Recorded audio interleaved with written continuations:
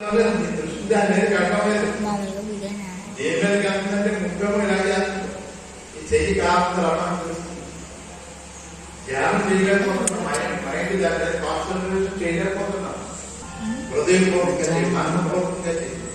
ఆ ప్రార్థన ఫలితం కదా. మనం ఏదో మొక్కుబడి చేసేసి ప్రార్థన ఫలితం ఉండదు. తండ్రి నేను ఇల్లు కట్టుకోవాలనుకుంటున్నాను, ఇల్లు కట్టుకోవాలనుకుంటున్నాను, ఇల్లు కట్టుకోవాలనుకుంటున్నానని 100 సార్లు ప్రార్థన చేసినా కానీ ఫలితం లేదు. నువ్వు హృదయపూర్వకంగా ఒక్కసారి ప్రార్థన చేస్తే దేవుడు ఆ ప్రార్థన నిత్యము కూడా నువ్వు ఏం చేస్తున్నావు? నిత్యము కూడా నువ్వు చేసే ప్రార్థనలో ఏముందంటే మనపూర్వకం. ఇప్పుడు జరగడానికి ప్రతి కార్యక్రమంలో మీరు బయటపడదు. ఈ కొద్ది ప్రార్థన మా ప్రభు అయినటువంటి యేసుక్రీస్తు వారి పరిశుద్ధ నామంలో ఆమె చెప్పారండి. ఆమె చెప్పారు. ఆమె అంటే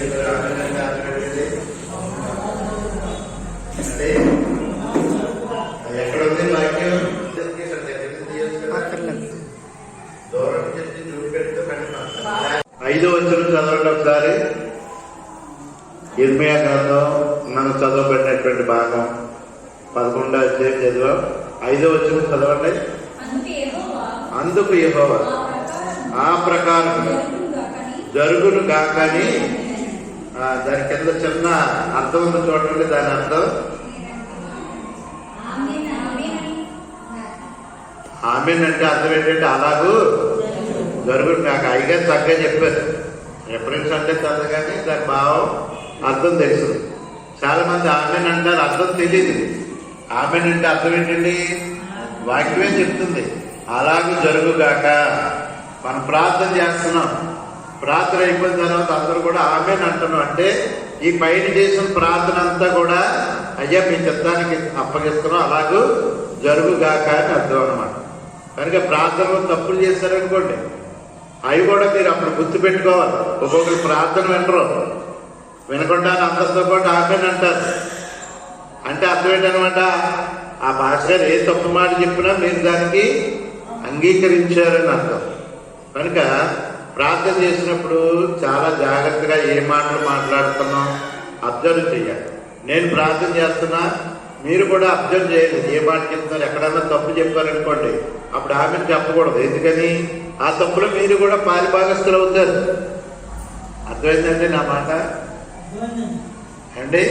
నేను ఒకవేళ ప్రార్థనలో ఏదైనా తప్పుల మాటలు మాట్లాడానుకోండి, దానికి మీరు ఆమెనని చెప్తే మీరు కూడా నాతో పాటు ఏకీభవించిన వారు అవుతారు. కనుక ఆమెన్ అంటే సాధారణంగా చాలా మంది ప్రార్థన మనకు తెలుసు. కనుక స్నేహితులారా, మనం ఆమెన్ అన్నప్పుడు ఆ పైన చేసినటువంటి ప్రార్థన అంతా సరిగ్గా ఉందో లేదో చూసుకొని ఆమెన్ అని చెప్పాలి. కనుక ఆమెన్ అంటే అర్థం ఏంటండి?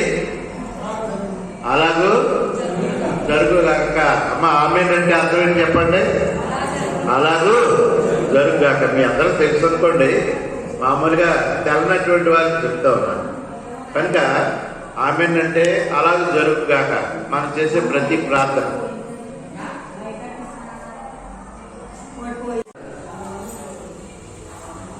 కొరింథీయులకు రాసినటువంటి 2వ పత్రిక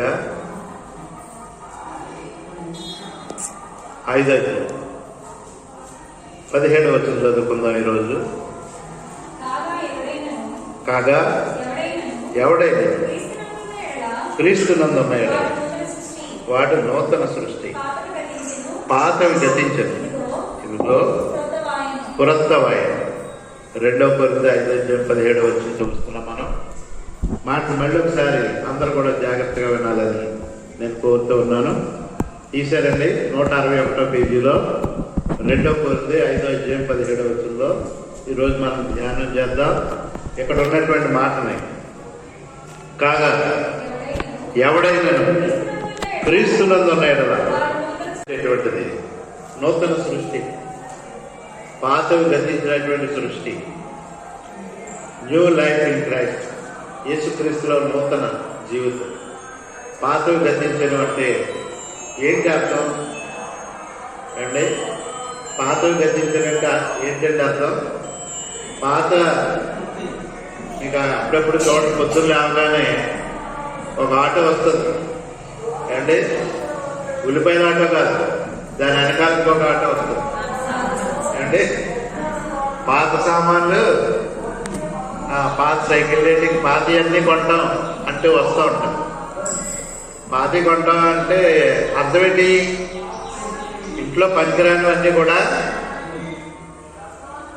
పాడేమని, పనికిరానివన్నీ మళ్ళీ కావాల్సిన డబ్బులు మీకు ఇస్తాం, పనికిరాని ఇచ్చామని.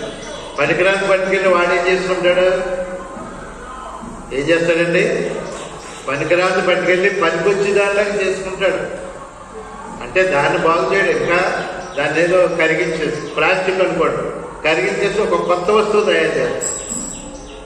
అలాగే మోటార్లు కానీ, కార్లు కానీ, ఇవన్నీ పట్టుకెళ్ళి వాటిని మళ్ళీ మౌల్డ్ చేసి మళ్ళీ దాన్ని కొత్తదాన్ని చేస్తారు. పాతవన్నీ పాడేయాలని చెప్తారు. అలా ఒక కోళ్ళు విన్నదంట ఆ మాట. ఎవరు ఒక కోళ్ళు అంతకంటే తీసే. ఈరోజు పెళ్ళిళ్ళు కూడా అలాగే అంటున్నారు. ఇంట్లో వెనకాల ఎవరైనా ఉంటే చేసుకోమంటున్నారు. ఆ ఇంట్లో అత్తగారు మామగారు ఉండకూడదు, అన్నదమ్ములు ఉండకూడదు, వాళ్ళు ఎవరు ఉండకూడదు. అప్పుడు ఆయన చేసుకుంటాం అంటున్నారు. మరి అదే మాట ఏమిటంటేనో వాళ్ళింట్లో కూడా పోవాలి కదా. కనుక యేసుక్రీస్తులోకి చెప్తున్నటువంటి మాట అర్థం ఏంటంటే, పాతవి గతించెను అంటే అర్థం ఏంటంటే, నువ్వు యేసుక్రీస్తులోకి వచ్చినట్లయితే నీ పాత జీవితం అంతా గతించాలి. ఇక్కడే చిన్న చిక్కు వచ్చింది. ఇక్కడే చిన్న చిక్కు వచ్చింది. ఏంటి? పాత జీవితంలో నేను సినిమాలు చూసేవాడిని, మరి యేసుక్రీస్తులోకి వచ్చాను, ఇంకా గతించుకోలేదు, ఇంకా సినిమాల మీదకి లాగుతుంది, లేకపోతే స్మోకింగ్ మీదకి లాగుతుంది, లేకపోతే వేరే పని మీద, దొంగతనం మీదకి లాగుతుంది. మరి క్రైస్తవుడు అయిన తర్వాత పాతలు గతించాలి కదా. ఏంటి జాకబ్ గారు? పాత పనులు, పాత పద్ధతులన్నీ మారిపోవాలి కదా. అపోస్తలుడైన పౌలు ఏం చేశాడు? మనందరికీ తెలుసు. అతని జీవితంలో క్రైస్తవులను హింసించాడు. అతను ఏం చేశాడు? క్రైస్తవులను చంపడానికి అధికారం పుచ్చుకున్నాడు. క్రైస్తవుల్ని ఆయన ఒక నిర్ణయం తీసుకున్నాడు.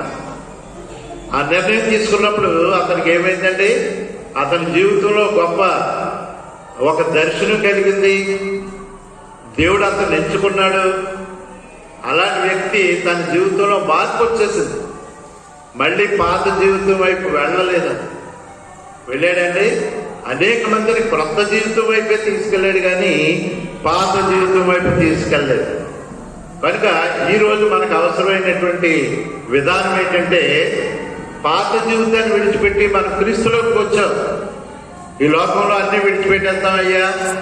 లోకంలో బాధ్యతలు అన్నీ విడిచిపెడతాం, లోకాచారాలు విడిచిపెడతాం, కుటుంబంలో విన్న ఆచారాలన్నీ విడిచిపెడతాం అని చెప్పి లోకాన్నంతటిని విడిచిపెట్టి యేసుక్రీస్తులోకి వచ్చాం. యేసుక్రీస్తులోకి వచ్చినా కానీ ఇంకా కొన్ని పాత ఆచారాలు పోవడం లేదు, ఇంకా కొన్ని పాత పద్ధతులు పోవడం లేదు. కానీ నిజంగా నువ్వు క్రీస్తులోకి వస్తే ఆయన ఏమన్నాడు చూడండి. 5వ అధ్యాయము 17వ వచనంలో ఏమన్నాడు? కాగా ఎవడైనా నువ్వు క్రీస్తునందు ఉన్నాడు. ఎవరిలో ఉండాలండి? క్రీస్తులో ఉండాలి. లోకంలో చాలా ఆచారాలు ఉన్నాయి, లేదా క్రీస్తు పేరు పెట్టుకున్నటువంటి ఆచారాలు కూడా ఉన్నాయి. కానీ క్రీస్తులో ఉండడు, క్రీస్తుతో ఉండడు. ఎవరిలో ఉండాలండి? క్రీస్తులో ఉండాలి, క్రీస్తుతో ఉండాలి. లోతో అనేటువంటి మాట చాలా ఇంపార్టెంట్. క్రీస్తులో ఉండాలి, క్రీస్తుతో ఉండాలి. క్రీస్తులో అంటే ఏంటండి? క్రీస్తు యొక్క శరీరంలో ఉండాలి. ఎక్కడ ఉండాలి చెప్పండి? క్రీస్తు యొక్క శరీరంలో ఉండాలి. క్రీస్తుతో ఉండాలంటే అర్థం ఏంటి? ఆయన బాడీలో ఉండాలి, ఆయనకి శరీరంలో ఉండాలి, ఆయన రక్తంలో ఉండాలి, ఆయనలో ఉండాలి. అదంటే ఆయన చెప్పే మాట. ఎవడైనా క్రీస్తునందు ఉన్నాడా వాడు క్రీస్తులో ఉండడం అంటే అర్థం ఏంటంటే ఆయన శరీరంలో ఉండాలి. ఆయన శరీరం అంటే ఏంటండి? శరీరం అంటే మీకు అందరికీ తెలుసు. బైబిల్లో ఎక్కడ చెప్పినా శరీరము అంటే సంఘము అనే మాట మనం నేర్చుకోవాలి. కొలస్సీలకు రాసిన పత్రికలో మాట చదువుతాం. శరీరం అంటే ఏంటో చెప్తున్నారు. గలతీ, ఫిలిప్పీ, కొలస్సలో ఉన్నటువంటి మాటలు. కొలస్స 17 నుంచి చదువుదాం. ఆయన అన్నిటికంటే ముందుగా ఉన్నవాడు, ఆయనే సమస్తమునకు ఆధారభూతుడు. సంఘము అను శరీరమునకు. ఒక్క నిమిషం ఆగండి. సంఘం అంటే అర్థం ఏంటండి? అక్కడ ఏమన్నా చూడండి. సంఘం అంటే ఏంటండి? శరీరం. యేసుక్రీస్తు యొక్క శరీరం. వాడు నూతన సృష్టి. పాతయన్ని విడిచిపెట్టండి, అన్ని క్రొత్తమవుతున్నాయి.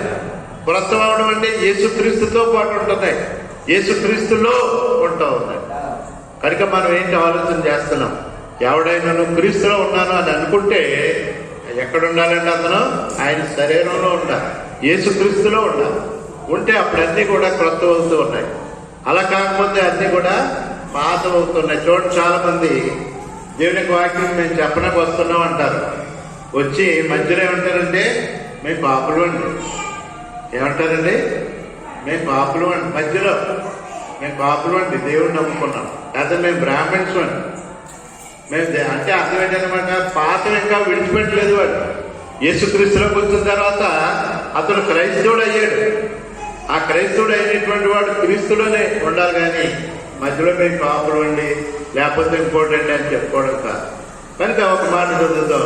కొలస్సీలకు రాసిన పత్రిక 3వ అధ్యాయంలో మనం తీసిన దాకా 3వ అధ్యాయం 1 నుంచి చదువుతాం. చూడండి, మనం క్రీస్తుతో కూడా ఉన్నట్లయితే ఏంటి జరుగుతూ ఉంది?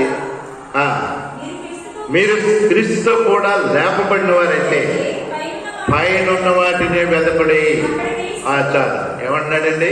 మీరు యేసుక్రీస్తులో ఉన్నట్లయితే మీరు దేన్ని వెతకాలి? ఏమండి? చూస్తాం, అన్ని క్రింద ఉన్నవే చూస్తామా, కానీ యేసుక్రీస్తులో ఉన్నటువంటి నువ్వు ఏం చూడాలండి? పైన ఉన్న వాటిని చూడాలి. ఎక్కడ చూడాలని చెప్పండి, అందరూ చెప్పాలి. ఎక్కడ చూడాలండి? సార్ పైకి చూడండి ఒకసారి. పైన ఏం కనపడుతున్నా? ఏమండి? ఈ స్లాబ్ కాదు, దాటి చూడండి. ఏం కనపడుతుందండి? ఆకాశం ఉంది. మనం పైకి చూడాలి. పైన మనం ఎప్పుడు కూడా పైకే చూడాలి. యేసుక్రీస్తులో ఉన్న ప్రతి ఒక్కరు కూడా పైకి చూడాలి. ఆ పైకి చూస్తే ఏమవుతుంది? మన కింద చదివితే తెలుస్తుంది. చదవండి. ఇంకా మీరు పైన ఉన్న వాటిని వెతకడి. ఆకాశంలో ఉన్నాడండి ఆయన. స్నేహితులారా, మీరు ఆలకించండి. మీరు పైకి చూడండి. పైన ఆకాశం ఉంది. ఆకాశంలో ఎవరున్నారండి? యేసుక్రీస్తు వారు తండ్రి కుడిపార్శ్వమున కూర్చొని ఉండడం మనం చూస్తున్నాం. అపోస్తలుడైన పౌలు చూసి మనకు చెప్తున్నటువంటి మాట. కొలస్సీలో ఉన్నటువంటి క్రీస్తు యొక్క సంఘానికి ఆయన చెప్తున్న మాటలు మీరు వినండి. కొలస్సీలో ఉన్నటువంటి సంఘస్థులారా, మీరు భూమి మీద చూస్తున్నారు, మనుషులు చూస్తున్నారు, మనుషుల యొక్క ఆస్తులు చూస్తున్నారు, వాళ్ళ ఇల్లు చూస్తున్నారు, వాళ్ళ బంగారాలు చూస్తున్నారు. కానీ క్రీస్తులో ఉన్నటువంటి వాడు ఏం చూడాలండి? పైకి చూడాలి, పైన ఉన్న వాటిని చూడాలి. ఆ పైన ఏముంది అంటే తండ్రి కుడిపార్శ్వమున కూర్చుని ఉన్నటువంటి యేసుక్రీస్తు వారు ఉన్నారు ఆకాశంలో. ఇంకా ఏముందో మనం చూద్దాం. చూడండి, పైన వాటి మీద, భూ సంబంధమైన వాటి మీద మీరు మనసు పెట్టకూడదు. ఇక్కడ ఉన్నటువంటి ప్రతి ఒక్కరికి, ప్రతి క్రైస్తవుడికి ఇచ్చేటువంటి గొప్ప సందేశం ఈరోజు ఆయన ఇస్తున్నటువంటి మాటలు ఏంటంటే, పైన ఉన్న వాటిని వెతకండి. మీరు క్రీస్తునందుంటే, నూతన సృష్టిగా ఉన్నట్లయితే, మీరు నిజంగా యేసుక్రీస్తులో ఉంటే భూ సంబంధమైన వాటి మీద కాదు, దేని మీద చూడాలండి? ఈ భూ సంబంధమైనవన్నీ కూడా ఇక్కడే ఉండిపోతాయి, భూమి మీదే ఉండిపోతాయి. భూమి మీద ఉన్న ప్రతి వస్తువు కూడా భూమి మీదే ఉండిపోతుంది. భూమి మీద ఉన్న ప్రతిది కూడా పైకి రాదు. కానీ మనం పైకి వెళ్ళేటువంటి వాడు అని, భూమి మీద ఉన్నటువంటి మనం ఎక్కడికి వెళ్తామండి? పైకి ఆయన దగ్గరికి వెళతాం. మనం యేసుక్రీస్తు వారు ఎక్కడైతే ఉన్నారో అక్కడికి వెళతాం. మనం ఆయన తండ్రి కుడిపార్శ్వమున ఉంటే అక్కడికి వెళతాం. మనం నువ్వు పైకి వెళతావు కాబట్టి యువ క్రైస్తవుడా, యేసుక్రీస్తులో ఉన్నటువంటి నీకు ఆయన ఏమంటాడండి? భూ సంబంధమైన వాటి మీద మనసు. మనం దేని మీద మనసు పెడతాం? నాకు ఇంకా ఇల్లు కావాలి, కార్లు కావాలి, బంగారం కావాలి, మేడలు కావాలి, ఏదో దాని మీద, భూ సంబంధమైన వాటి మీద. ఏమండి జాకబ్ గారు, మనం దేని మీద మనసు పెడతామండి? భూ సంబంధమైన వాటి మీద మనసు పెడుతున్నాం. కనుక మీరు క్రీస్తులో ఉన్నట్లయితే ఓ క్రైస్తవులారా, మీరు క్రీస్తులో ఉన్నట్లయితే ఆయన ఏమన్నాడండి? భూ సంబంధమైన వాటి మీద మనసు పెట్టకుడి. ఇంకేమన్నా చూద్దాం, చూడండి. మనసు పెట్టమనకుడి. ఏలయనగా మీరు మృతి పొందితిరి, మీ జీవము క్రీస్తుతో కూడా దేవుని యందు దాచబడి ఉన్నది. 4 చదువుతాం. మనకు జీవమై ఉన్న క్రీస్తు ప్రత్యక్షమైనప్పుడు అదే ప్రత్యక్షపరచబడతారు. కనుక క్రైస్తవులు అయినటువంటి మనం ఎక్కడ చూస్తున్నాం? మీరు క్రీస్తు ఉన్నారా? మనం క్రీస్తు ఉన్నామా? నేను క్రీస్తు ఉన్నానా? క్రీస్తునందు ఉన్నటువంటి వాడు నూతన సృష్టి, కొత్త సృష్టి. ఆయన పైన ఉన్న వాటి మీదే చూడమని చెప్తా ఉన్నాడు. 5వ వచనం కూడా చదువుతాం, చూడండి. కావున చంపివేయుడి, వాటి వలన దేవుని ఉగ్రత అవిధేయుల మీదకి వచ్చిన. ఒకసారి అర్థం. ఈ భూ సంబంధమైనవి ఏంటి ఇక్కడ చెప్తున్నాడు. భూ సంబంధంగా ఏముంది? జాగ్రత్త ఉంది, వ్యభిచారం ఉంది, అపవిత్రత ఉంది, కామాత్రత ఉంది, దురాశ ఉంది, విగ్రహారాధన అనే ధనాపేక్ష. ధనాపేక్ష అంటే అర్థం ఏంటండి? విగ్రహారాధన. ఇక్కడ అదే మాట చెప్పాడు. విగ్రహారాధన అయిన ధనాపేక్ష. స్నేహితుల, ధనాపేక్ష అంటే మనం డబ్బులు కావాలి కదా మనం అనుకుంటాం. ధనాపేక్ష కూడా విగ్రహారాధన. కనుక ప్రతి క్రైస్తవుడు కూడా క్రీస్తులో ఉన్నటువంటి వారికి దేవుని యొక్క హెచ్చరిక ఏం చేస్తుందంటే, మీరు పైన వాటి మీద మనసు పెట్టాలి, కానీ భూ సంబంధమైన వాటి మీద మనసు పెట్టకుడి. ఇంకా కింద చదివితే చూడండి, 7వ వచనం చదువుతాం. ఆలోచించండి. ఇదిగో నువ్వు క్రీస్తులోకి వచ్చి ఎంతకాలం అయింది, అయినా సరే మారకుండా ఉన్నట్లయితే, పైన ఉన్న వాటిని చూడకుండా భూ సంబంధమైన వాటి మీదే నువ్వు ఆలోచన కలిగి ఉన్నట్లయితే, ఎంతకాలం నీ కొరకు నేను ఎదురు చూడాలి? ఎంతకాలం మీరు నన్ను రోజు సిలువ వేస్తారు? ఆయన అడుగుతుంటే మనం సమాధానం చెప్పగలమండి? మనం చేసే మాటల వల్ల కానీ, మనం చేసే పనుల వల్ల కానీ, మనం చూసే చూపు వల్ల కానీ, మనం వేసే అడుగు వల్ల కానీ ఆయన కాళ్ళలో మేకులు గుచ్చుకుంటూ ఆయన మనం నడుస్తున్నాం. మనం వేసే ప్రతి అడుగు కూడా ఆయన కాళ్ళలో బ్రేకులు మళ్ళీ గుచ్చుతున్నాం. మన చేసే ప్రతి పాపం వల్ల కూడా ఆయన చేతిలో బ్రేకులు మళ్ళీ కొడుతున్నాం. మనం చేసే ఆలోచన వల్ల, ప్రతి తప్పుడు ఆలోచన వల్ల కూడా ఆయన నెత్తి మీద ముండ్ల కిరీటం మళ్ళీ గుచ్చుతున్నాం. ఎంతకాలం నీ కొరకు ఆయన ఇద్దరు? భూ సంబంధమైన వాటి మీద మీరు మనసు పెట్టండి. భూ సంబంధం ఆ పైన ఉన్నటువంటి వాటి మీదనే కానీ భూ సంబంధమైన వాటి మీద మీరు మనసు పెట్టవద్దు అని చెప్తా ఉన్నాడు. ఇందులోని 3వ అధ్యాయము గలతీయులకు రాసిన పత్రిక 26వ వచనం కూడా మనం చదువుతాం.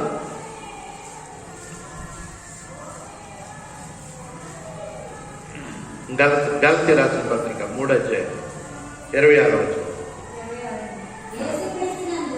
యేసుక్రీస్తునందు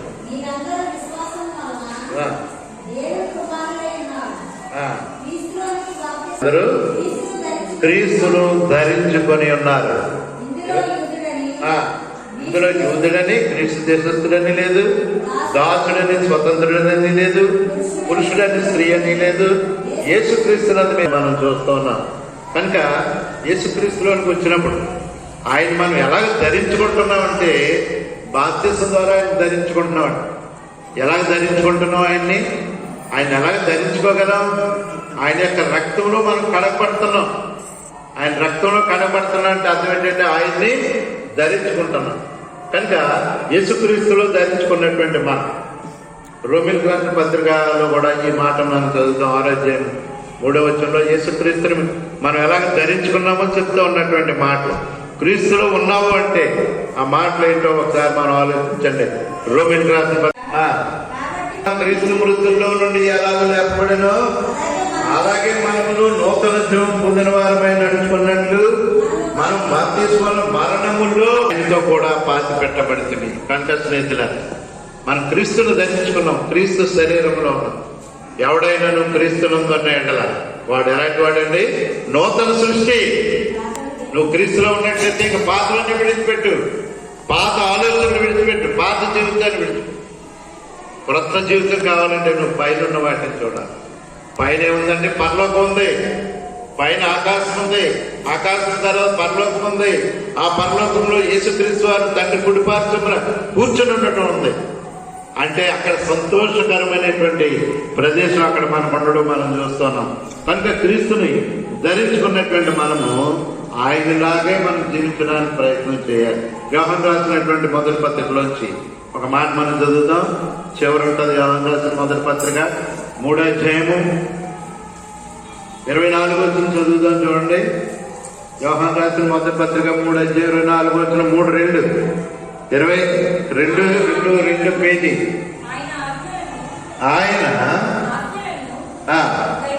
ఆయన ఆజ్ఞలను గైకొనివాడు ఆయన యందు నిలిచాడు. నుంచి పొందినటువంటి బోధ, ఆ బోధ అంతా కూడా వాక్యంలో ఉంది. అపోస్తులు చేసినటువంటి బోధ, అపోస్తులు ఏ బోధ అయితే బోధించారో అదే బోధ ఈ రోజు కూడా మనం బోధించాలి. దానికి కలపడం కానీ, చనిపోయాడు కానీ, ఇలా ఉంటే బాగుంటుంది, అలా ఉంటే బాగుంటుంది, నాకు ఎలాగైతే బాగుంటుంది, ఇలా చెప్తే బాగుండదు మంది వస్తారు, ఇలాంటివన్నీ మనం పెట్టడానికి లేదండి. దేవుని యొక్క వాక్యం ఆయన ఏ బోధ అయితే చేశాడో ఆ బోధనే అపోస్తులు చేశారు, ఆ బోధే అపోస్తులు మనకి ఇచ్చారు, ఆ బోధనే వాక్యం రూపంలో రాసి బైబిల్ గ్రంథంగా మన చేతిలో పెట్టారు. దీని ప్రకారంగా కాకుండా వేరొక విధంగా మనం ఆలోచన చేసినట్లయితే, నా ఆలోచన, నా సిద్ధాంతం, నాకు ఇలా బాగుంటుంది, ఇలా బాగుంటే ఇంకా బాగుంటుంది అని మనం అనుకున్నట్లయితే అది దేవుని యొక్క బోధ కాదు. అది పైన ఉన్నటువంటి బోధ కాదు, భూ సంబంధమైనటువంటి బోధ. భూ సంబంధమైనటువంటిది భూమిలోనే ఉండిపోవాలి. భూ సంబంధమైనటువంటి ప్రతిదీ కూడా భూమి మీద వేసి సంపాదించుకుంటే అదంతా కూడా భూమి మీద ఉండిపోదు. కానీ భూమి మీద బ్రతికుండగా పైన ఉన్నటువంటి పరలోకాన్ని సంపాదించుకోవాలి. నువ్వు భూమి మీద బ్రతికుండగా పైలోకాన్ని సంపాదించుకోవడం ఎలాగా అని నువ్వు అనుకోవచ్చు. మట్టి శరీరంలో దేవుని ఆత్మను పెట్టాడు, వచ్చాడు కనుక దేవుని ఆత్మ మనలో ఉంది. కనుక దేవుని ఆత్మ భూమి మీద ఉండగానే, అంటే మట్టి శరీరంలో ఉండగానే పరలోకాన్ని సంపాదించుకోవాలి. నీలో పెట్టినటువంటి ఆత్మను పరలోకానికి అప్పగించాలి. దేవుడిని బట్టి వాక్యం రోజు రోజుకి ఆ యొక్క ఆత్మను పోషిస్తూ పోతే అది చివరికి ఎక్కడికి వెళ్తుందండి? ఎక్కడి నుంచి దేవుడు దయచేసాడు అక్కడికి వెళ్ళిపోదు. ప్రసంగిలో చెప్తాడు, దేవుని యొక్క ఆత్మ ఎక్కడి నుంచి వచ్చింది అక్కడికి వెళ్ళాలి. దేవుని దగ్గర నుంచి వచ్చినటువంటి ఆత్మ దేవుని దగ్గరికి పంపించాలి. అందుకే భూమి మీద నిన్ను దేవుడు ఉంచాడు. దేవుడు నిన్ను భూమి మీద ఎందుకు ఉంచాడండి? ఆ సుఖ సంతోషాలతో ఉండమని, సరదాగా తిరగమని కాదు. నీలో ఉన్నటువంటి ఆత్మను బట్టి నువ్వు పరలోకానికి చేర్చాలి. అలా చేర్చడానికి ఈ భూమి మీద నీకు ఒక తర్జన భర్జన జరుగుతుంది, ఒక పెద్ద పరీక్ష జరుగుతుంది. ఆ పరీక్షలో నువ్వు నెగ్గినట్లయితే ఎక్కడికి వెళ్తామండి? పైన ఉన్న వాటి మీదకే. కనుక భూమి మీద ఉన్న ప్రతి ఒక్కరు కూడా పైన ఉన్నటువంటి ఆకాశమును, ఆకాశము తర్వాత ఉన్నటువంటి పరలోకమును, పరలోకములో ఉన్నటువంటి యేసుక్రీస్తు తండ్రి కుడిపార్శ్వమున కూర్చున్నటువంటి ఆయన్ని మనం చూసినట్లయితే నీ ఆలోచన అంతా కూడా క్రొత్తదైపోవాలి. నీ ఉద్దేశం అంతా కూడా కొత్తగా మారిపోవాలి. ఎంతవరకు నువ్వు చేసినటువంటి ఆలోచన కానీ, ఎంతవరకు నువ్వు చూసినటువంటి పద్ధతి కానీ, నువ్వు జీవించినటువంటి జీవితం కూడా ఒకసారి అలా మార్పు చెందుకోవాలి. 5 పాయింట్లు ఈ రోజు మీరు తీసుకున్నారు. వచ్చే వారానికి 1 పాయింట్ తగ్గిపోయింది అనుకుందాం. అంటే ఏమైందనమాట అండి? నువ్వు దేవుళ్ళో నడుస్తున్నావు. ఇక్కడ 5 పాయింట్లో వచ్చే వారం 1 పాయింట్ తగ్గించేద్దాం. ఏ పాయింట్ తగ్గిస్తారు? ఇప్పుడు చేతులు ఇచ్చిన వాళ్ళు అందరూ కూడా మీరే నిర్ణయించుకోవాలి. వచ్చే వారం అడుగుతాను, మీకు ఏ పాయింట్ తగ్గింది ఏమండి? 5 పాయింట్లు ఇచ్చాను కదా మీకు ఈరోజు. ఏంటి చెప్పండి ఒకసారి? కోపం అండి, కోపము, దోషణ అండి, బూతులు 5. ఈ 5 పాయింట్లు పోతా చూద్దాం ఏమండి. ఆనంద్ గారు వచ్చే వారం ఒకటి తగ్గిపోవాలి. 5 తగ్గిపోతే చాలా సంతోషం. కానీ 5 తగ్గించలేం కదా మనం. అయినా 5 తగ్గిపోతే మనం ఊరుకోం కాబట్టి 1 తగ్గించలేదు చూద్దాం అండి. కరోనా వచ్చింది, ఉంటే ప్యాక్ చేసేయండి అంటున్నారు పిల్లలు. ఏమంటున్నారండి? కరోనా వచ్చింది, అప్పుడు ఎలాగ ప్యాక్ చేశారు? కొన్ని రోజులు అయ్యేసరికి ఏమైందంటే సంఘంలో జాగ్రత్త వచ్చేసింది, వ్యభిచారం వచ్చేసింది, విగ్రహారాధన వచ్చేసింది, ఇవన్నీ కూడా వచ్చేసాయి. కనుక అపోస్తలుడైన పౌలు ఉత్తరంలో ఏమంటాడంటే 5:17 కాగా ఎవడైనా క్రీస్తునందు ఉన్నాయడలా, నువ్వు యేసు క్రీస్తులో ఉన్నట్లయితే పాతవన్నీ వదిలేయండి అబ్బాయి, ఇగో క్రొత్తబాయి. ఇవన్నీ కూడా క్రీస్తులో రోజు రోజు కడిగేసుకోండి. పాత జీవితాన్ని అంతా నెమ్మదిగా విడిచిపెట్టండి. రోజు క్రీస్తులో ఎదగండి. వాడు నూతన సృష్టి. యేసుక్రీస్తులో ఆశీర్వాదం ఉంది, యేసుక్రీస్తులో క్రొత్త జీవితం ఉంది, యేసుక్రీస్తులో క్రొత్త ఆలోచన ఉంది. ఎవడైతే యేసుక్రీస్తులోకి వచ్చాడో వాడు క్రైస్తవుడు అవుతున్నాడు. కానీ క్యాచ్ చూపించుకోవట్లేదు. చాలా మంది మేము బ్రాహ్మణులు అండి, దేవుడిని నమ్ముకున్నాం అంట. ఏమన్నారు, మేము కాపులు అండి, దేవుడిని నమ్ముకున్నాం. మళ్ళీ దేవుడిని నమ్ముకున్న వాడికి కాపులు, కమ్మారెడ్డి. మన భారతదేశంలో 1,00,000 కేసులు పైన ఉన్నాయి. కనుక అది మన దగ్గర నుంచే మొదలవ్వచ్చు. ఇప్పటి వరకు దేవుడు ఏదో విధంగా కాచి కాపాడాడు. ఇక మీద ఇంకా సీరియస్ అది ఎలా వస్తుంది అంత విన్నాను. ఎవరితో మాట్లాడుతూ వచ్చేద్దేమో అని. కనుక ప్రతి ఒక్కరు మాస్కులు ధరించండి, జాగ్రత్తగా ఉండండి, దూరం పాటించండి, వేడి ఆహారం తీసుకోవాలి, వేడి నీరు తాగుతూ ఉండాలి. ఈ జాగ్రత్తలన్నీ మీకు తెలుసు. ఇది చాలా వేడిగా ఉంటుందని మా ఊర్లో మాస్టర్ మా ఫ్రెండ్ ఉండేవాడు. ఇది చాలా వేడిగా ఉంటుందని క్వార్టర్ వేసేవాడు. ఇది చాలా వేడిగా ఉంటుంది, నీళ్ళ కంటే వేడిగా ఉంటుంది. అది వేస్తే ఇప్పుడు పని జరగదు. కనుక ఈ 5 పాయింట్లు రోజుకి మనం తగ్గించుకోవాలి. ఎందుకని? యేసుక్రీస్తులో పెరగాలండి. మనం ఇంతవరకు మనం ఏం చేసామండి? యేసుక్రీస్తులో ఉంటూ వచ్చాం. ఇప్పుడు మనం యేసుక్రీస్తులో పెరగాలి కాబట్టి మనం ఏం చేయాలండి? దినదినము కూడా